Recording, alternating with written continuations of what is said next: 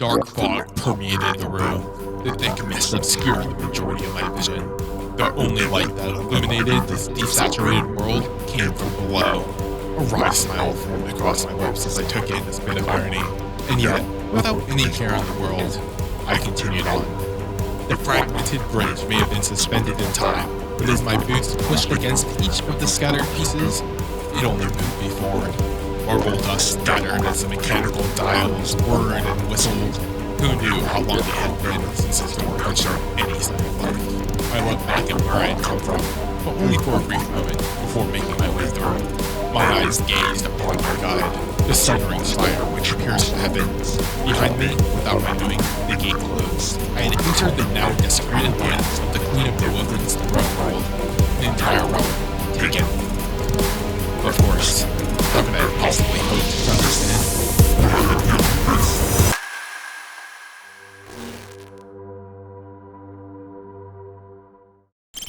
Small orbs of remaining light allowed me to navigate my way through this ruined realm. I only slowed down on my descent as the looming darkness successfully creeped in and restricted my light. With the respawning restricted, I had to make sure to minimize the amount of careless mistakes I made. A task much easier said than done. Nonetheless, I jumped into the fray and immediately began taking care of the taken souls that still loitered among the throne's ingress. The acolytes and their eyes didn't prove much trouble. Neither did the Labyrinth architect, as this barrier allowed me to isolate it first and then beam it down later. The symbol of a twin-headed snake formed in the middle of the room.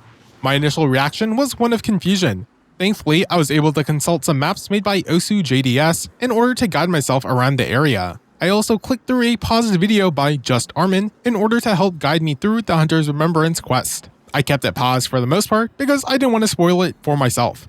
But also, reading the quest details did not prove helpful when I had just first arrived. From the ingress, I sprinted forwards. Upon seeing the symbol of a phoenix on the wall, I continued left. Taken thralls ambushed me from every direction and pushed me into a corner. I wasn't feeling too threatened, but my health was going down quicker than I would like.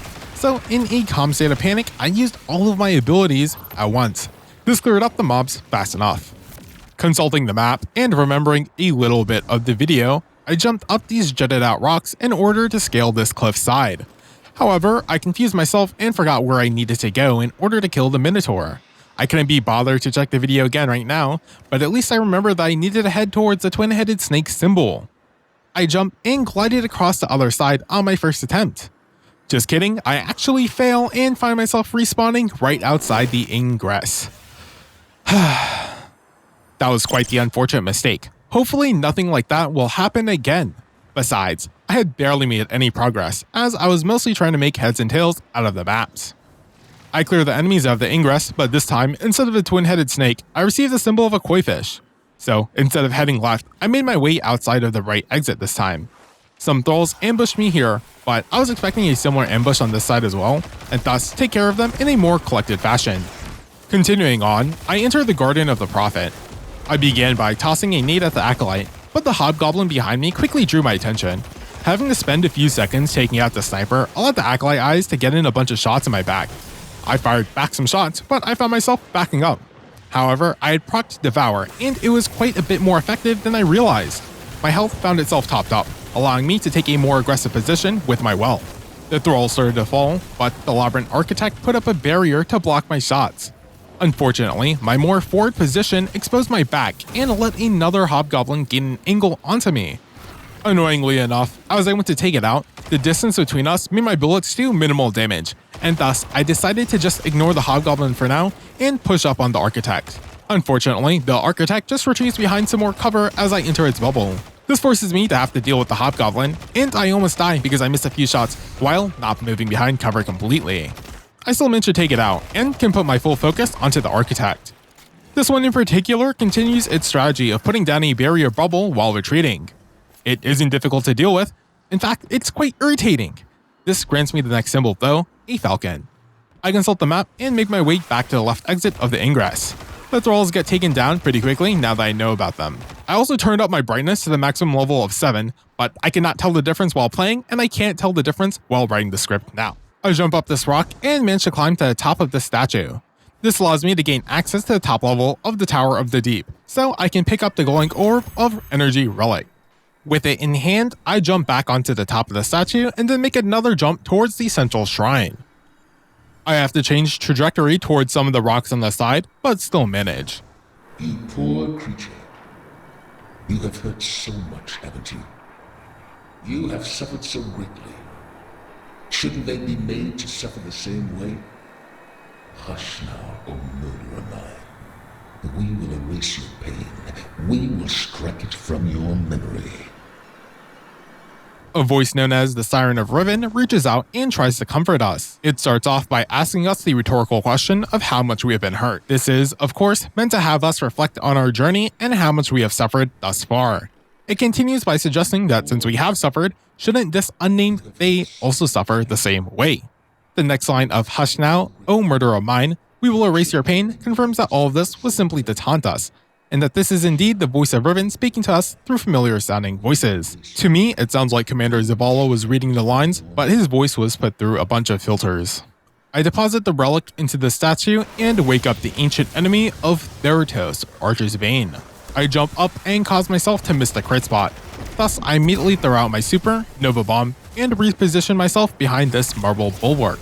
I drop down my well, nade, and melee ability, all while continuing to beam down Theratos. It goes down, and I think that I have accomplished my task, but Kiram, the Waking, takes its place instantly. Although I take a little bit of damage from it at the start, being able to hide behind this bit of cover and shoot at a massive target made this fight pretty easy. With this, we earn the primary reward of Waking Token of Curium, and can now start another quest that goes by the name of the Corrupted. This marks the first task for the Hunter's Remembrance quest as complete. We slayed the Minotaur in Erebus, and now we must head towards the descent in order to take out the captain. Do not look at the length of this video, but feel free to like and subscribe. I ended up running around, unable to properly decipher the map for a little bit. I finally make my way back into the Garden of the Prophet. Some taken phalanxes spawn in front and behind me. I use my nade to take out the ones behind me first, before shooting the ones blocking my path.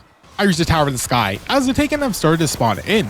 The Architect here is super aggro, and since I have my super up, it goes down, and I just have to clean up a few eyes. The two fish symbol lets me know where to go next. I find myself back at the Tower of the Deep, and after looking around, find this passage way down. The Labyrinth Architect at the Shattered Cliffs is the Phalanx version. Its shield and large HP pool makes it quite tricky to take care of. The Architect blasts me into a precarious situation, where my back is exposed to a Hobgoblin that almost drains my entire life savings. The shield, being able to block the splashes of my launcher, adds another layer to the annoyance I face. But it doesn't do much outside of just pushing me around. The Ouroboros-like Infinity Snake is our next symbol. I make my way back up to the Tower of the Deep and start taking out the Hobgoblins first. The group of Taken is exposed to me all the way from the other side, but after shooting at them, my damage was simply far too low. My super charges up as soon as I make it across. I toss it out and clear most of the temple's mobs as I focus on this Hobgoblin outside. The Temple of the Infinite reveals to us the symbol of the twin-headed snake. I head out the right side of the temple and take this walkway down. A ravenous Taken captain tries to block our way, but I still manage to find my way to the binary shrine. I think this Labyrinth Architect is a Taken Minotaur variant, but the real danger is me, and failing to aim far enough with the launcher. I almost end up killing myself, but manage to live with just 1 HP as I managed to avoid enough follow-up damage. This was pretty lucky considering I turned my back to the enemy and made some questionable maneuvers. The aggressive nature of this Architect forced me to run around in circles in order to avoid taking any damage. With the trash mobs out of the way, I switch back to my launcher and manage to kill the Architect this time around. The dragon symbol is revealed. I make my way to the Tower of the Deep and my super clears the enemies here. The symbol of the Vermilion Bird guides us back to the ingress, where we finally have to clear the hallowed grounds. The Labyrinth Architect pushes us and I drop my well. While it's away from me, I take out my launcher and let out a few shots. Of course, my second shot was too close to me and it knocks out my overheal and drops my HP to 25%, which allows the Labyrinth Architect to finish me off. I respawn outside of the ingress, and that means I have to do all of that over again. This is where I recommend that you take a shot every time I die, preferably of Everclear. It will make the rest of the video not feel like a passing kidney stone. Also, write down in the comments on how many times you think I'm going to die. I jump into the ingress and immediately almost kill myself with my launcher once again, but somehow don't. I managed to survive with just 0.001 HP, and thus I decided to not hard int. Seriously, look at the health bar, there is no health. I make my way towards the Temple of the Infinite and try to clear the Labyrinth Guardian. However, this time around, the pathway the symbols made me take resulted in none of the Hobgoblins being taken care of, and thus, as I get distracted by them, the Architect kills me. Nice.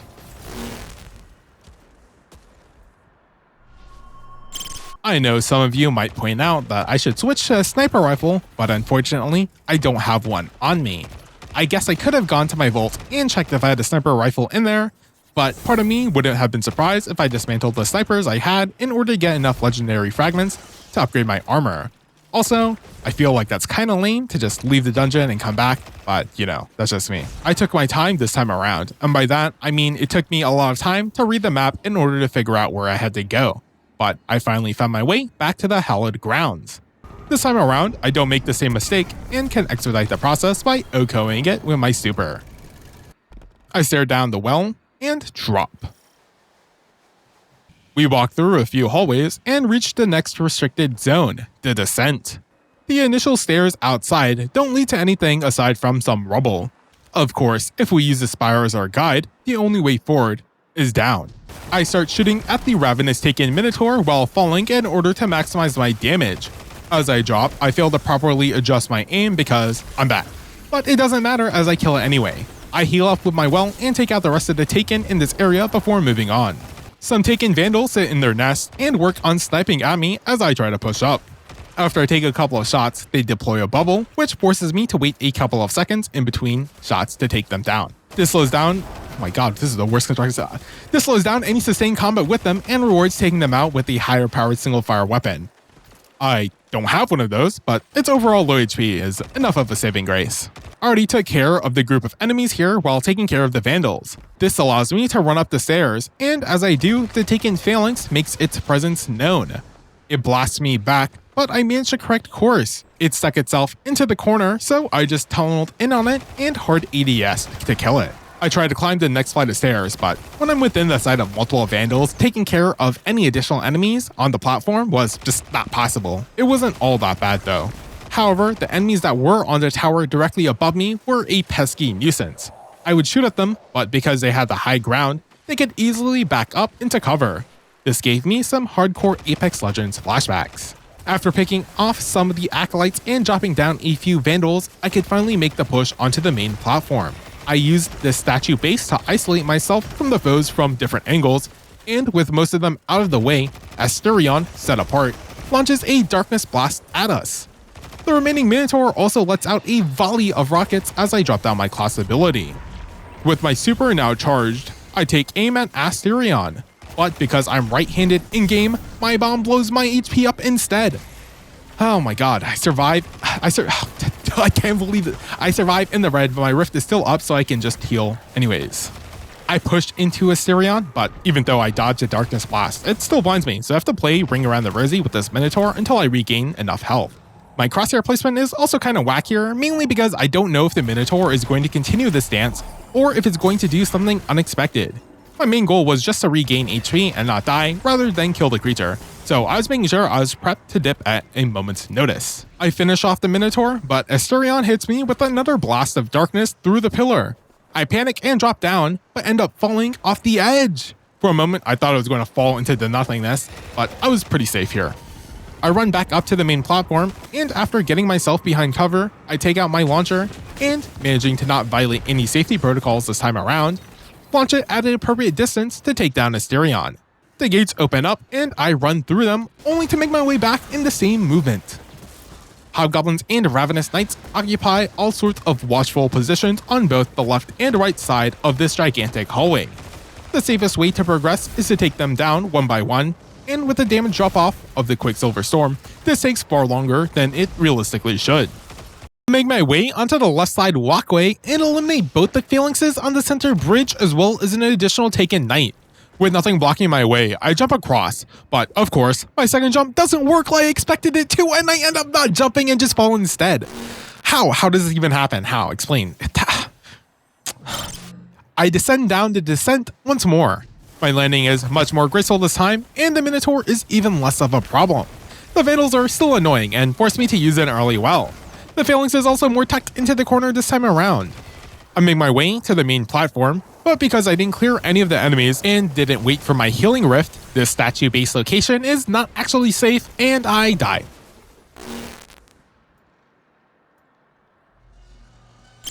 Fine.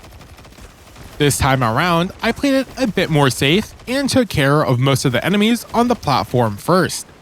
I chill behind the statue base and wait for this Vandal's barrier to go down. I'm still being attacked, so instead of using my well while behind cover, I slide out of it instead. 3000 IQ move right there. This time around, I decided to just skip everything and land much further in. I continue to just speedrun my way through, and this kind of works. The only problems were that I forgot where the back pillar's true location was, and that I was going way too fast and didn't have my rift cooldown back up again.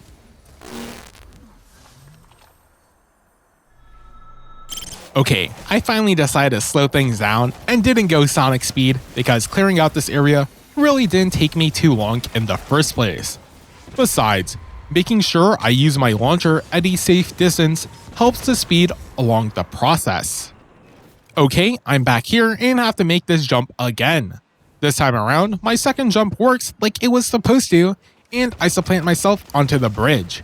This allows me to then systematically clear out the rest of the enemies still hanging around on either side. I make my jump to the end of the hallway and take out the phalanxes before they can blast me off the edge. A bunch of hobgoblins and ravenous hobgoblins are in this room, but they aren't really much of a problem since I can just use this door as cover.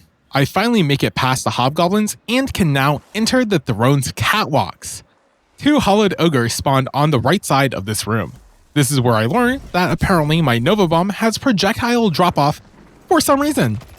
Unironically, if anyone watching this knows why an energy bomb has projectile drop-off, I would like to know why, because that was so cringe to watch.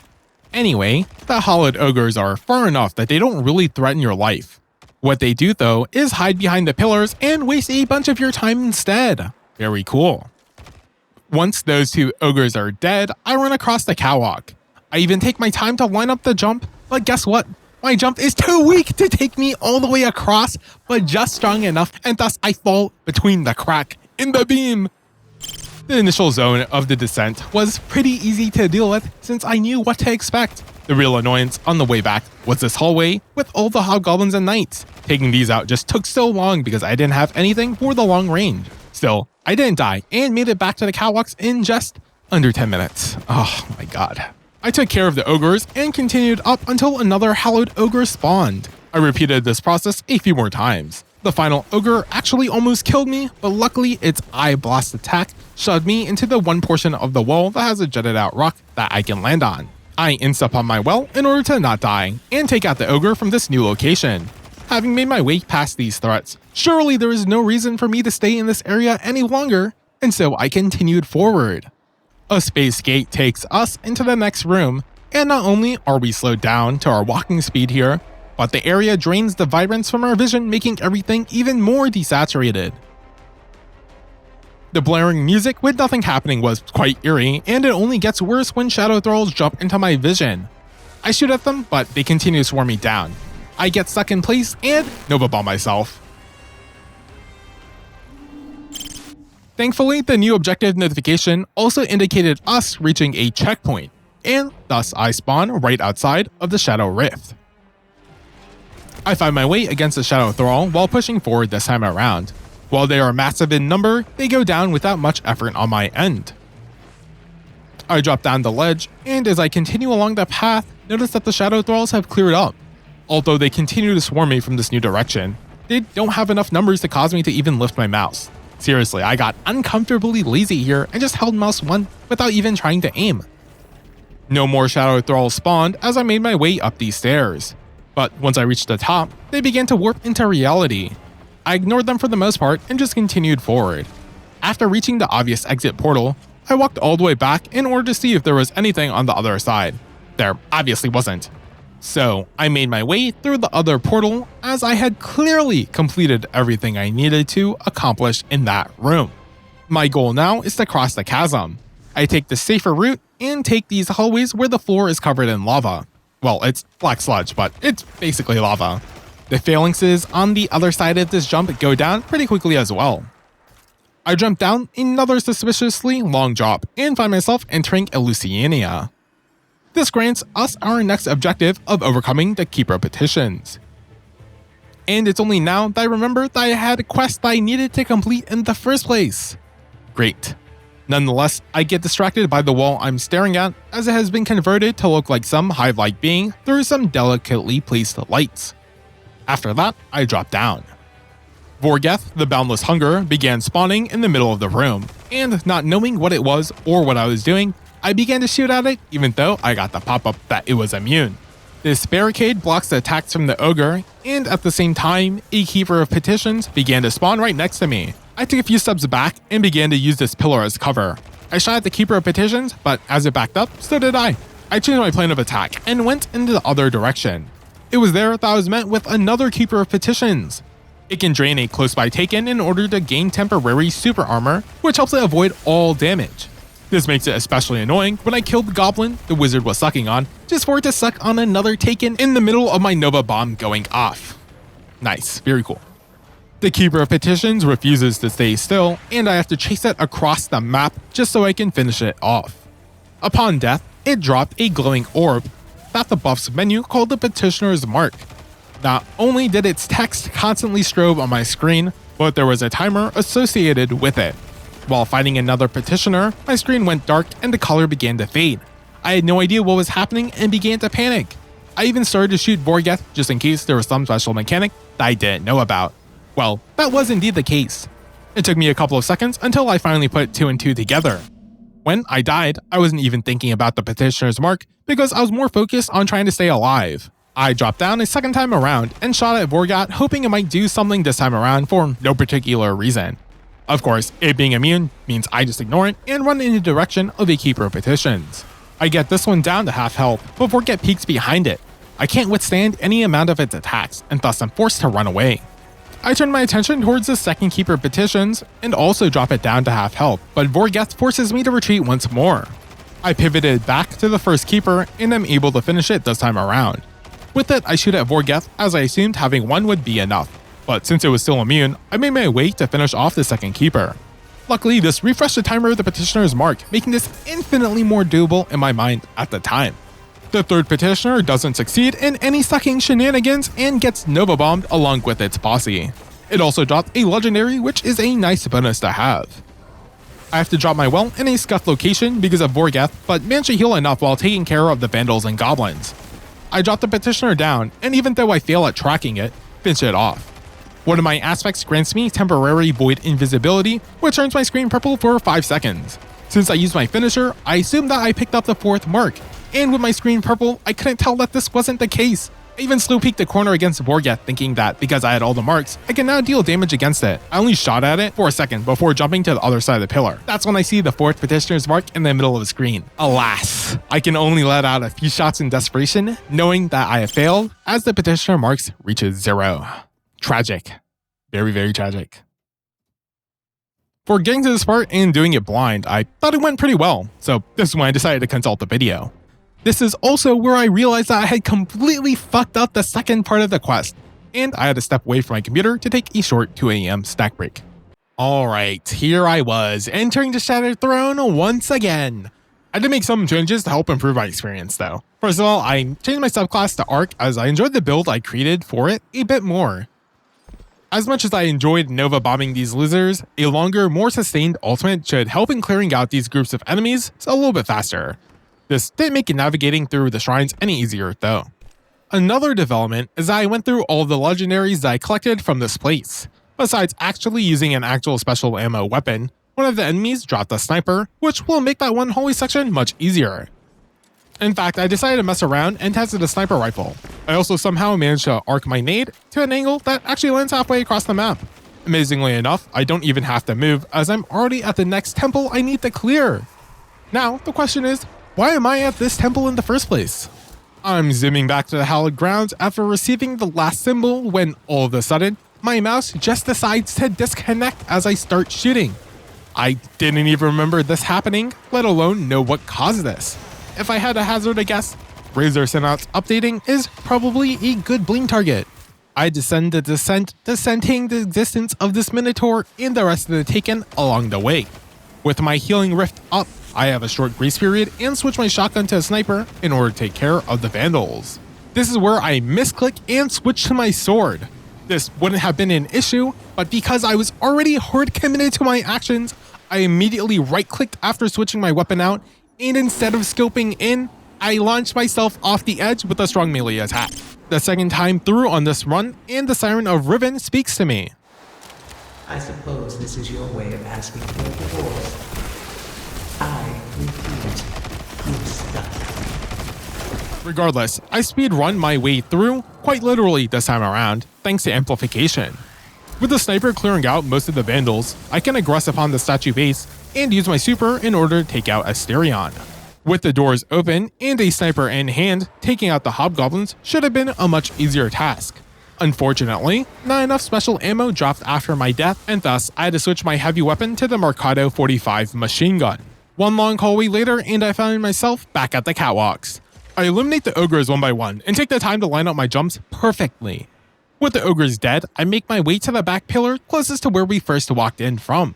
Toland speaks to us as I pick up the relic. Will you ever do anything that screams down the millennium? Will you ever hammer your will on the universe until it rings and rings? I bring it with me, but these spheres of annihilation blocking my way in two separate locations is beyond annoying. I head towards this embossed area in the wall and finagle my way up with some barely skillful jumps. I try to maneuver my way onto this little platform that stuck out, but I double jumped too early, so I couldn't even change my trajectory in order to save myself.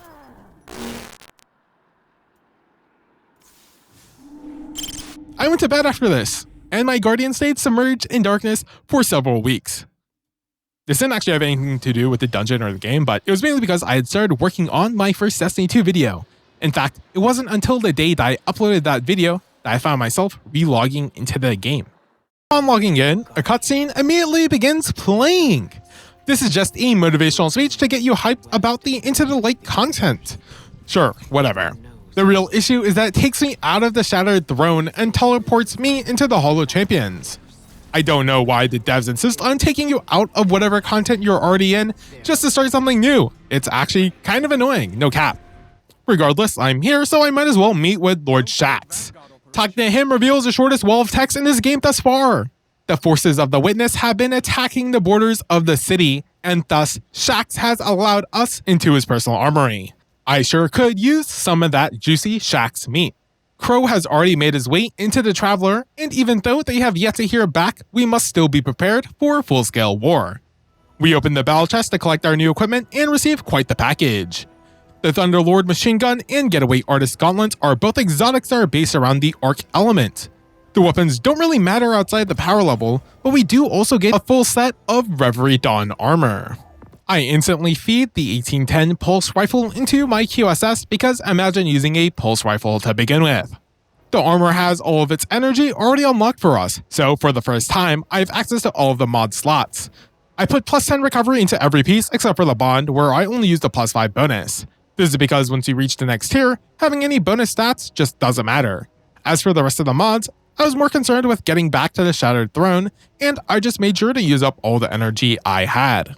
Even though our power level is now 1820, the dungeon doesn't have any power level attached to it, and based on my previous experience, it seems like it scales. Regardless, I have to clear all the shrines. Unfortunately, on my monitor, when I get hit with the darkness blast, I literally can't see anything, and that results in some scuffed movement, which results in another death. I can only guess that the darkness blast was what disorientated me here, because otherwise, I have no idea what could have even possibly caused this blunder. The second run through is pretty smooth for the most part, but my mouse just randomly stops working for a couple of seconds for no apparent reason. Very cool, Razor, very cool. Surely, third time's a charm. And I make it to the hallowed grounds. I try to skip the beginning part of the descent, but I fuck up while trying to land and take a bunch of fall damage, allowing the Taken to finish me off. And don't worry, I make the exact same mistake 30 seconds later. Yep. Just kidding, make that 3 in a row.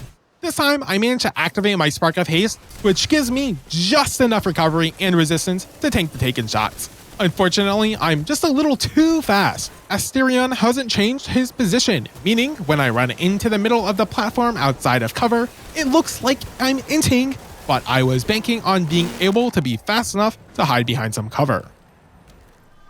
The Siren of Riven taunts us again.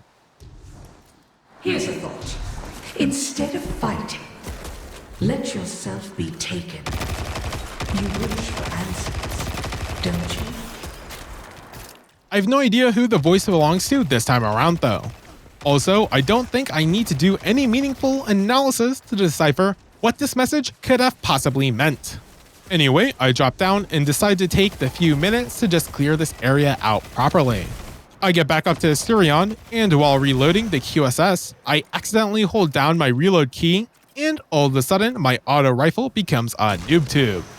This action finally made me realize what those 3 dots below my crosshair were, and what the grenade's prep buff icon meant.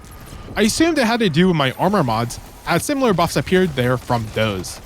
With the gates open, I was amplified, and decided to say fuck it. I full sprinted and decided to jump across the bridge. Yep. Yeah. Okay, this time around, I make it all the way down to descent and take fall damage and just die. One Asterion later, and I decided to clear this hallway the old-fashioned way by just sniping all of these bozos down. With them out of the way, I jump to the middle drawbridge. Of course, the phalanx I thought I had already taken care of decided to camp a corner this time around. I waste another couple of minutes, and this time I make sure to take care of the phalanxes on the bridge so they can't shove me off.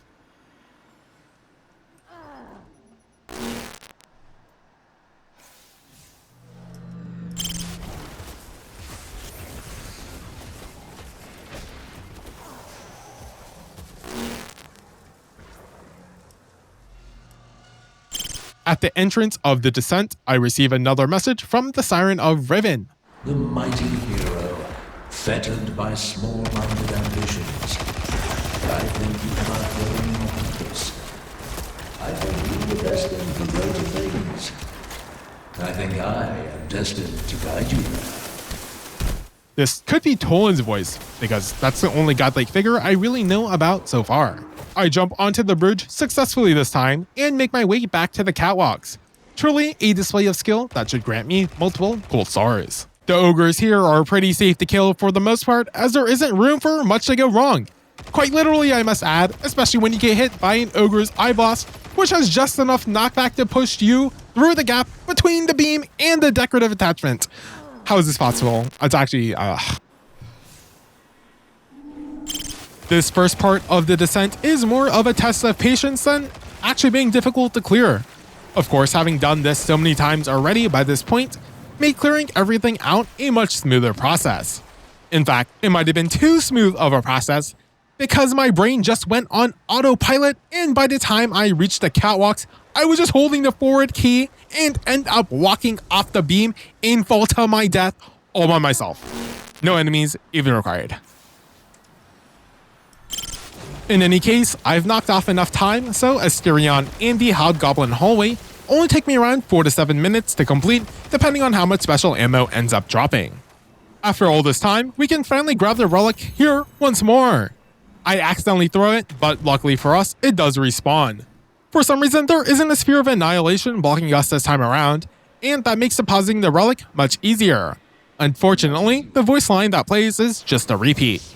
With that out of the way, I take care of the final ogre with just 3 sniper shots and can make my way to the Shadow Thrall room. I could have taken the rocks to the left, but since this was 3 weeks later, I forgot that I could even do that, and instead tried to make a difficult jump for no good reason. This does still trigger the next checkpoint though. I explore the area outside of the gate for a little bit, but while jumping around, the Shadow Thrall had already spawned and thus swarmed me before I could even pass through.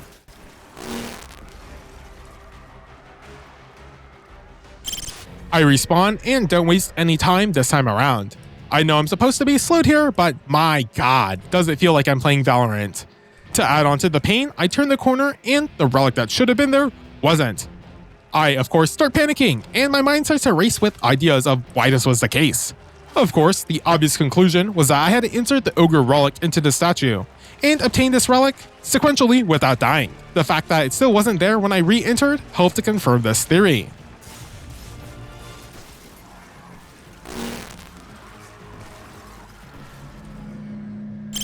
I took a short break, and since I didn't really know how to proceed, I just went ahead and restarted the dungeon. Somehow I made my way back to the catwalks without dying even a single time. That's kind of impressive. After killing the Ogre, I head on over to the relic, but instead of jumping onto the main body of the beam, I land on its side decorative indent. And due to how collisions work in this game, get pushed right off the edge. You know the drill by now. I spent a few minutes and arrived back at the catwalks. With the Ogres dead, I need to make a few jumps back, but my glide takes me way further than I wanted. This would have been fine, but the untouched beam texture next to the Sphere of Annihilation is a lie, and I get bumped anyway. Several ogres later, and I can finally pick up the relic. I carefully approach the Sphere of Annihilation and take several steps onto the black ooze. My plan somehow half works because even though I take damage, I don't die. In fact, I even get launched in the direction I wanted to. But alas, it was a really dumb plan, and I was not able to gain enough altitude to grab onto the ledge to save myself. This time around, the Spears of Annihilation were blocking my way to the statues, and thus I decided to practice making the jumps I would need to when I had the relic in hand. They were fairly simple, and so I ran over to grab the orb. Since I had already figured out these jumps, I got over to the statues without any problem this time around. Instead of going for the seemingly impossible jump, I remember the existence of the rocks on the side and make my way into the Shadow Thrall room. When I turn the corner this time around, the relic is there, just like I hoped it would be. I pick it up, but accidentally throw it. I try not to panic, even though in the moment, I was thinking about how this was the mistake that was going to end me. Having to go back and grab the second relic forces me to take a bunch of damage from the Shadow Thrall. They collapsed onto me and pushed me on top of this little base. I really wanted to drop down a well here, but I wasn't sure how fast the Thrall would be able to catch up with me. I also only saw one Shadow Thrall in the distance, and I knew that once I entered the connected hallway on the left, the Thralls would dissipate for a few seconds. This grace period could also let me heal up a little bit from my well before I made the push forward. Unfortunately, I'm so slow that I get hit again and I'm forced to use my well in order to just not die. This does drop the relic, but I can still pick it up. The massive amount of Shadow Thralls start attacking me, and you're probably wondering why I'm not shooting. That's because I'm hitting my melee button in order to activate Chain Lightning, but my inputs aren't going through for some reason, and so I die while trying to pick up the relic. Hate to see it. I checked on the relic after respawning, and when I didn't see it there, I wasn't surprised. Meandering back outside, the Shadow Thralls shuffle out of the magic gate. Since they would probably just end up killing me out here, I decided to see if I could make my way back to the catwalks. I'm not really sure where I'm jumping and die as a result.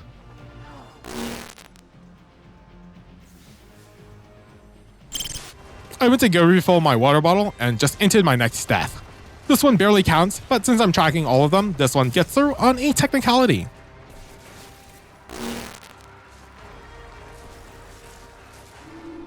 Okay, I make the required jumps I need to this time around, and I found out that I can indeed make my way back onto the catwalks.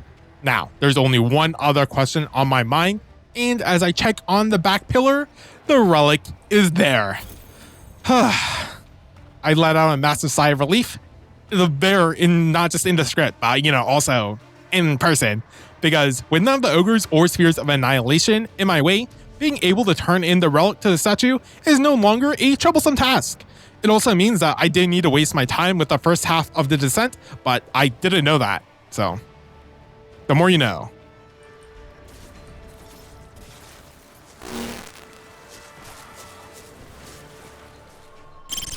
I switched my class from Arc to Void for some reason. I think my thinking here was probably along the lines of trying to proc Devour so I could passively heal in the Shadow Thrall room. I don't end up changing my exotic here, probably because I completely forgot about it. Now that I don't have to worry about a death costing me a couple of minutes, I get a lot more relaxed on my movements and get more confident with my jumps. With the first relic turned in, I get my hands on the second. Unfortunately, it does not end well.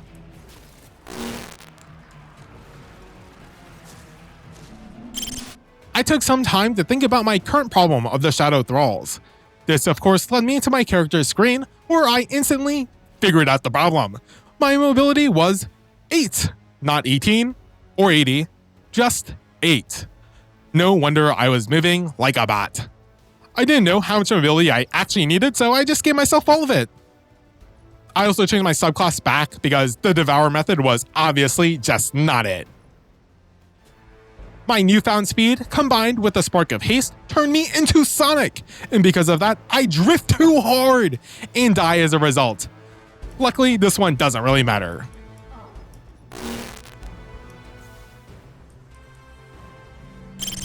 I die here again for the exact same reason, and luckily, it also doesn't matter.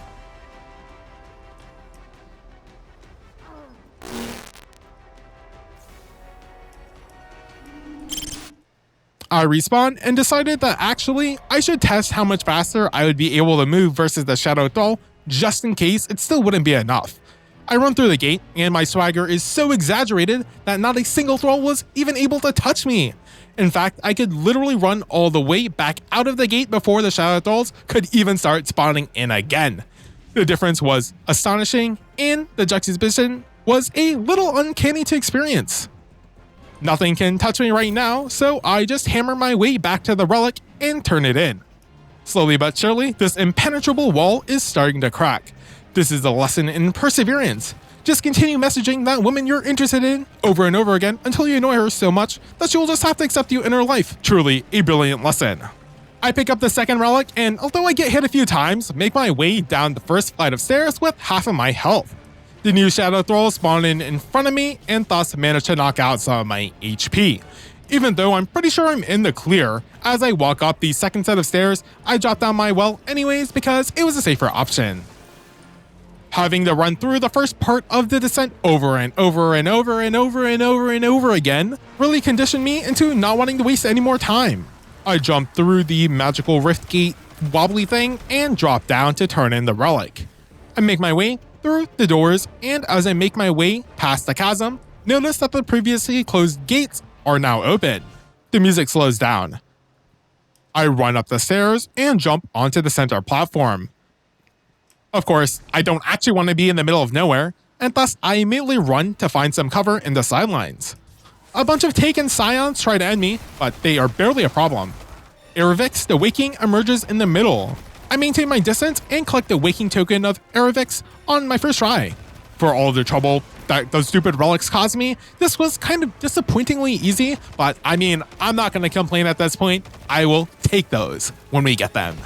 I went to grab a snack, and when I came back, I fixed my armor mod stats. I crossed the chasm and entered Eleusinia.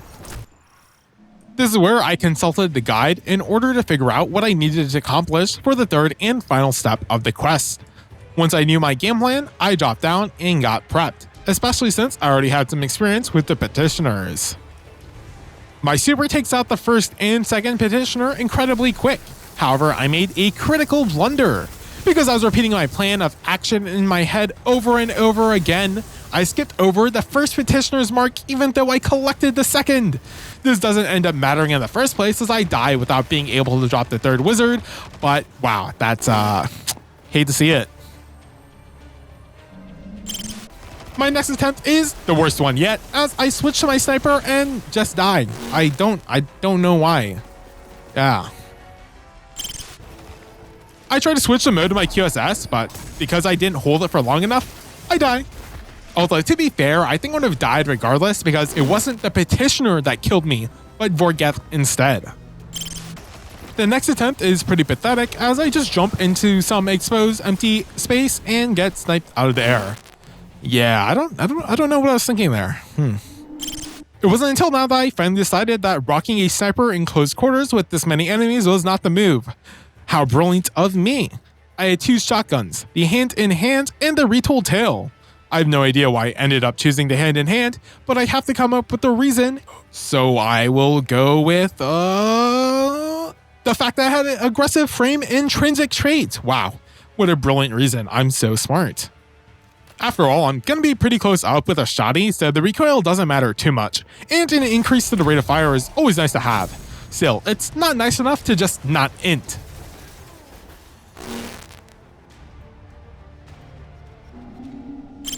That last attempt was so pathetic that I just needed to take a moment to clear my head. It wasn't that long though, as I dropped before I even knew it. This should have gone better, but the Keeper's necromantic gaze was a close-range attack that kept on devastating me over and over and over again. The volley of fire blasts shot out in such a rapid succession that if you were too close, you just could not dodge it. Regardless of how much damage each shot did, once multiple hit you, it was pretty much over because there were still the other taking goblins and vandals to do chip damage, along with Vorgeth just being an annoyance in the middle. The next death is pretty boring as I just die to another Petitioner once I'm out of my super.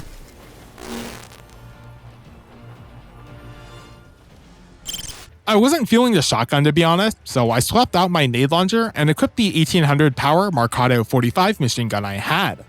I accidentally used my well before I dropped, and upon dropping I also take fall damage, and that pretty much doomed this run. This section is really messing up with my format because there's only so many ways I can say that I died to a Petitioner, but I just can't include the death count without any commentary. Well, I mean I could, but that's why it's messing with my format. And, you know, that's why I'm having to break the fourth wall in order to address this quandary. Hey, at least this time, I was able to take down 2 Petitioners and die to a Vandal instead.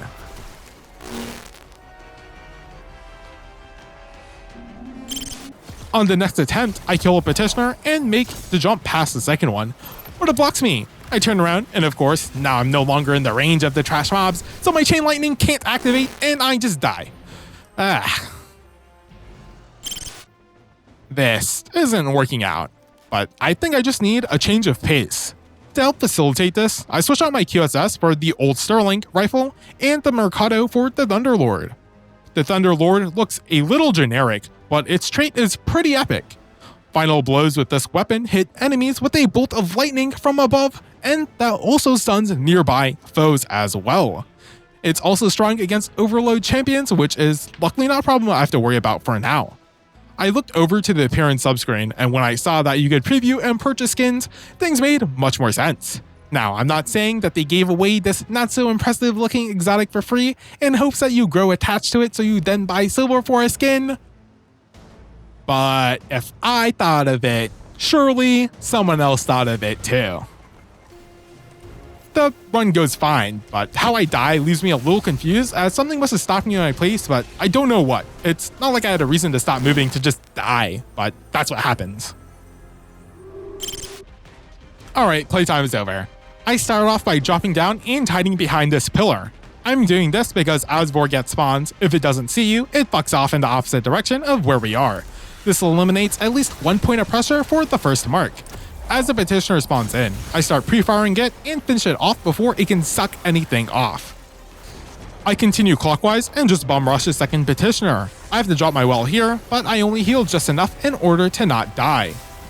The Thunderlord's finishing lightning strikes are sick and improve my AoE clear by quite a bit. It also allows me to get the third Petitioner's mark.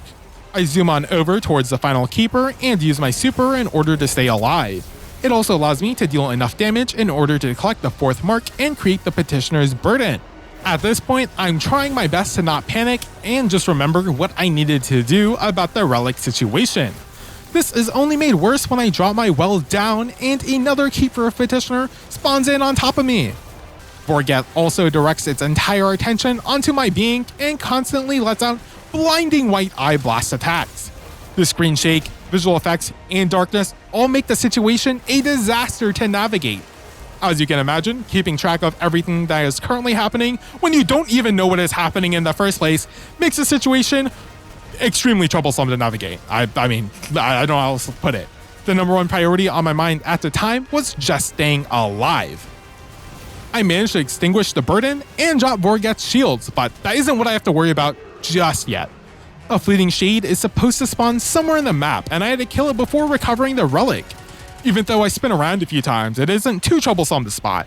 I killed the shade, and now I had to find the relic for real. Unfortunately, I didn't know exactly where it was supposed to spawn, and due to how dark everything is down here, the purple relic blended in with the Stygian shadows. By the time I spotted the relic, some more Keeper Petitioners put me out of my misery.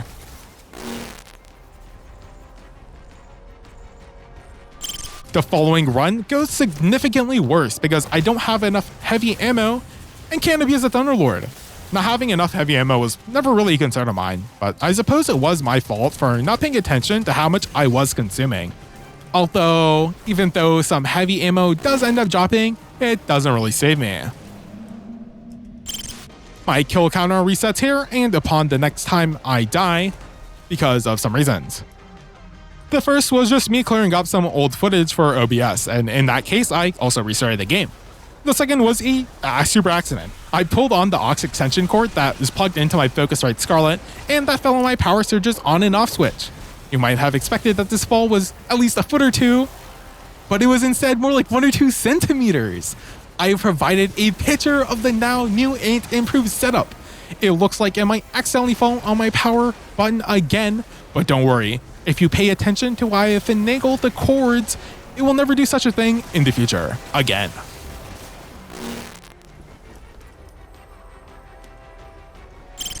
I respawn and I'm still out of heavy ammo. But guess what I don't need heavy ammo for? My sword. That's right, I went in swinging. This attempt was not good, but I did way more damage to the Keeper than I expected.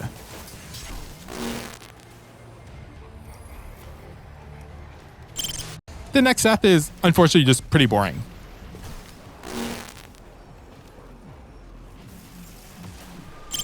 The following one is a little more exciting as I die to the mark, but more so because I get stunlocked by Vorgeth and in turn shoot at it in frustration. Watching that back was pretty funny.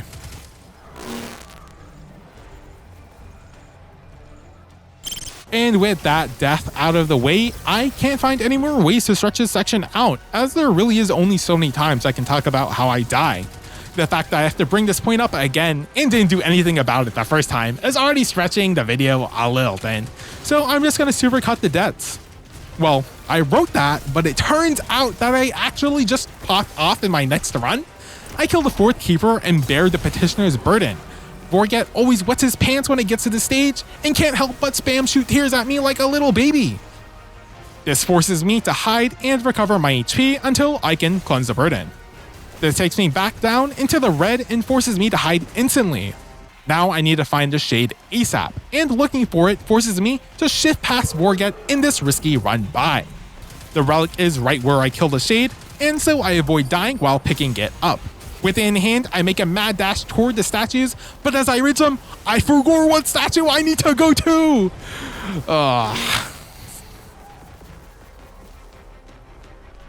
The Sterling and Thunderlord were fine weapons, but now that I knew about the QSS's secondary fire mode, they just seemed like the worst options to use in this fight. It doesn't help that these fucks also just refused to drop heavy ammo in the first place for so long. I also changed my stats to give myself some more mobility. I was trying to hard crutch on the Spark of Haste fragment, but I needed just that much more speed in order to avoid enemies and their attacks and to get to the Petitioners quick enough. I cleanse the burden and then waste a bunch of time trying to find the shade.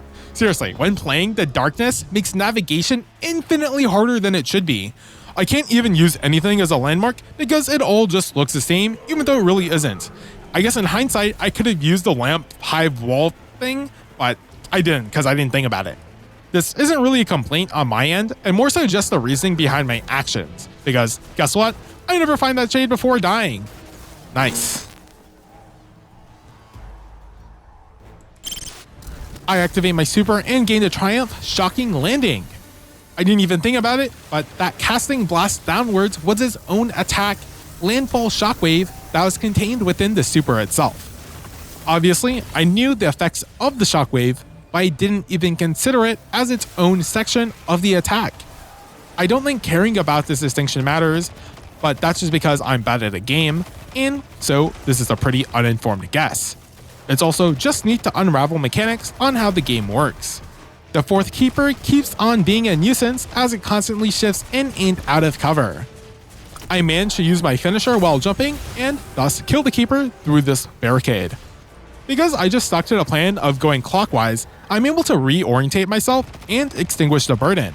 I'm also aware of where the shade keeps on spawning, and thus I kill it in record time. The relic is also conveniently close by. This time I made sure to remember which statue it was, and actually I just had to run a little bit further past where I died that last time in order to find the empty-handed priest.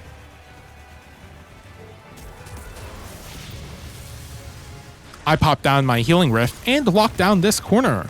I shoot at the keeper but realized my mistake and look for the new foe. Zavath the Waking becomes the second ogre to enter the arena. I shoot at it and then run around in order to activate my fragments and recover HP. Vorgeth is right by, but I still have to close the distance. This pillar acts as my cover and Zavath goes down pretty quick all things considered. This grants me the Waking token of Zavath, the final token on my checklist. Vorgeth is all that is left before I can cleanse them. However, because of the time it took me to kill the Shade, plug in the Relic, and to kill Zavath, Vorgeth's shield has been redeployed, and thus I need to collect the Petitioners' marks once more. I kill the first two, and with only 10 seconds left, find the third one. Vorgeth and the Vandals keep on pushing me out of the way, but I manage to activate my finisher. Unfortunately, this doesn't grant me temporary immortality, and thus I die to the curse of the mark. All in all though, I would consider that run as successful. Now that I don't have to worry about the relic, Vorgeth will have to face the full force of my fury. This is actually where the death supercut is going to happen, as you should know the Keeper of Petitions loop by now. I was able to cleanse the Petitioner's burden fairly consistently and get to Vorgeth. Vorgeth sends out homing balls of energy called the Asterion dart out, and these are basically impossible to avoid. The best way to deal with them is to shoot them, and I didn't figure that out until I was forced into an angle where they lined up with my shots.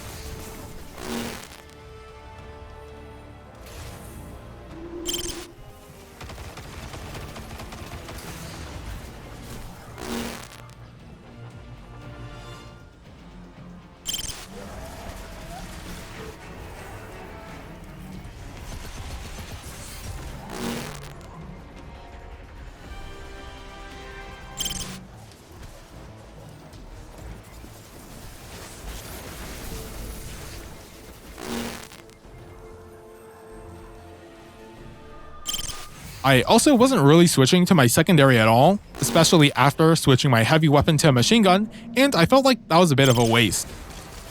At some point, one of the weapons I picked up from here was the heliocentric QSC pistol. I used it against Navoda and remembered it as a pretty decent pistol thanks to its fire rate. Unfortunately, there's no other way to get around it, but Vorgeth just has a ludicrous amount of health, even when shooting at it with a heavy weapon. I swapped back to the Thunderlord a few times and even tried hot swapping the QSS out and the Thunderlord in while behind cover, but none of those really got me anywhere.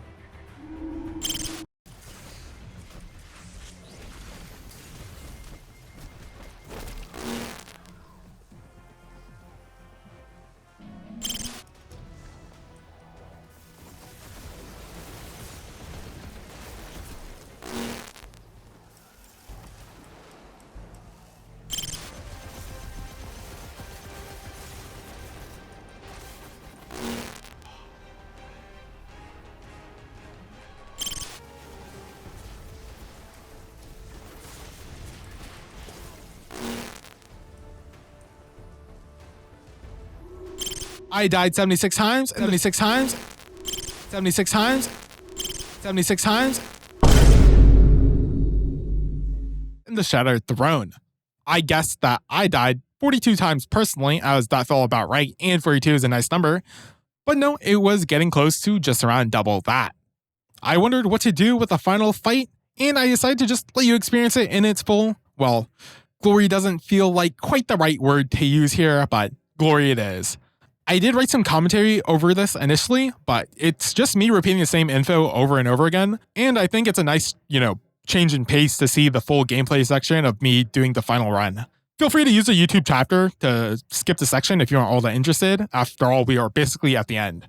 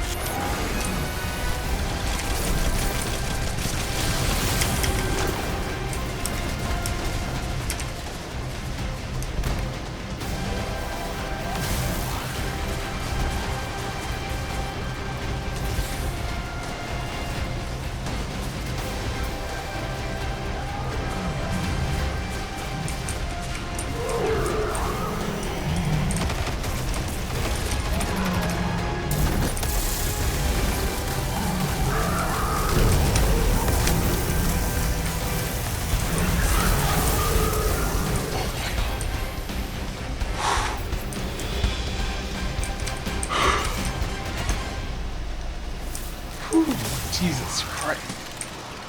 Oh my god.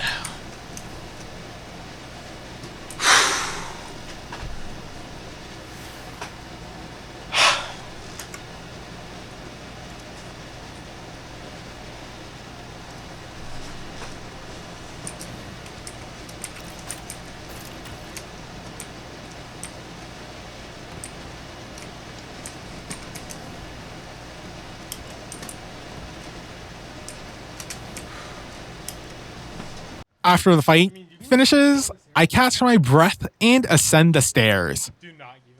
And there, I encounter the statue of Shiro. I present her the mementos and prove ourselves worthy. My name is Shiro. I was the first to stand beside Mara Sov. You will be the last. But only if you prove yourself worthy. Shiro was the first Queen's Wrath to stand beside Morozov. Clearly, this means that she was her personal knight. Now, how personal that relationship was is something I have yet to discover. The more interesting line here is her follow-up. We will be the last to stand next to Morozov. Sure, the obvious meaning is that we will just never die and always stand by Morozov as our Queen's Wrath, but what if there's a deeper meaning? What if we are supposed to kill Morozov? The bow is called the Wish Ender. Taking this reference to the Ahamkara further, we know that the Dreaming City is currently under the curse caused by a wish to Riven. If we put an end to that wish, what will happen to the Dreaming City? And Mara in turn. Ooh, questions. This is almost certainly a stretch, but since I don't know, it could be true. With the bow in hand, I open up the quest director and head straight back to Petra and leave the Shattered Throne. Finally able to embrace the light, I take a better look at the bow, and it looks pretty clean. The pearlescent body has a nice shimmer to it, and the engraved statue is a pretty epic detail. The exotic trait Queen's Wrath makes this bow highlight enemies behind walls when fully drawn. It can also pierce shields, which makes it strong against barrier champions. Nice. I move on to the flavor text. Don't fret, it's a simple expedition. We'll be back before lunch. This quote is attributed to Shiro. Shiro stood slow joint snapping second to none, but the Sovs themselves stood straight back, sharp-sighted, pleased to skewer enemies at any distance. Shiro listened closely, head cocked, arrow knocked, listened to her queen's layered lies, and heard only the truths as endlessly courtly complaints flowed around them like the mist of Devalia. Shiro watched shadows wind warp, widen, watch surveillance feed, encrypted snaps, the weapon hand of every woman and man who wished an audience. Shiro swore with revelation, righteous fury. Betrayed. Sworn note to rise again. Shiro drew loose. Fell. L-O-S-T. Well, that sure was something. I promise you that I did not read this lore before coming up with the idea that we might have to kill Morozov. Part of the reason I even thought that was a possibility was due to Shiro's line delivery, and it seems like my theory might have some actual merit behind it. The prose is written in a funky way, but I don't exactly know what it's trying to communicate here. Maybe some sort of mind magic taking over her, clouding her thoughts, but part of the confusion is that I don't know who wrote this lore note, or for that matter, any of the flavor text. Is it someone you're supposed to know, or is it just like an omniscient third-person narrator who is just like God, aka Bungie in this case, or the writers at Bungie? But it's a question that like makes you think about a lot, to be honest. There's also the whole angle with Uldren and how he killed Cade 6. I think the current running theory is that Riven corrupted him, so did she also try to corrupt Shiro and that's why Mara took her out? I'm not actually quite sure what to make of the situation now. This is like having part of my theory being confirmed. It was not part of the plan. This was supposed to be a joke, but it's actually more interesting that it headed this way. In any case, I show the bow to Petra. She's unable to tear her eyes away from the artifact as it was believed to only be a legend. She obviously wishes to know what transpired, but doesn't bother asking us any further and is just satisfied with knowing that we've purified the mementos. The bow being lost and her wanting to know what transpired is an interesting detail because it means that the Awoken people in general don't really know what happened to Shiro. this has a lot of implications, like, stuff is getting pretty wacky. I also like the ironic element at play here. Petra is devoted to Mara Sov, almost to a fault. If Sure Ida was betrayed by Mara, then it makes sense as to why Mara would want the next Queen's Wrath to be as loyal as a dog. Perhaps Mara even groomed Petra to become this way on purpose. In any case, with the Shattered Throne now complete, Shadowkeep is the campaign I will go to complete next. Wow, this is the worst constructed sentence of all time, but don't worry about that. Oh, and also, I couldn't forget about the QSS and checked up on its kill count. 2,771 enemies defeated is about what I expected. I was actually guessing more around the 3,000 kill range, but this is close enough considering, it's not like every kill was in the Shattered Throne, but I mean, a majority of that was. With all of that out of the way, thanks for reaching the end of this video. I'll be live streaming Shadowkeep until its completion on my channel when this video comes out on Friday, May 10th, 2024. Feel free to join me if you so desire. Also, if you could like this video and consider subscribing, I would appreciate that a lot. If you've enjoyed all of the content I put out thus far, I'd also appreciate it if you could share my videos with your friends or whatever, as it aids in growing this channel by an immense amount. I'm still responding to every single comment that I see, but YouTube's comment manager is surprisingly bad and has caused me to miss quite a bit of comments even at my small size. Apologies. If that's happened to you, just leave your comment again along with anything else and I'll do my best to get to you. For my future plans, I want to finish through all the DLC before the final shape comes out. Actually playing through the content is super doable because I can just no life it, but making videos takes quite a bit of time away from that process, which is part of why I'm live streaming the DLC. That's about it for now. I'm probably not going to get anything done this weekend as I'll not be home, so the Shadowkeep video will be out on Wednesday at the earliest. I should be good to just grind out the rest of the videos from there and live stream as well. Now that I'm actually done, this has been your boy devoidofskill, and I wish you all a good night.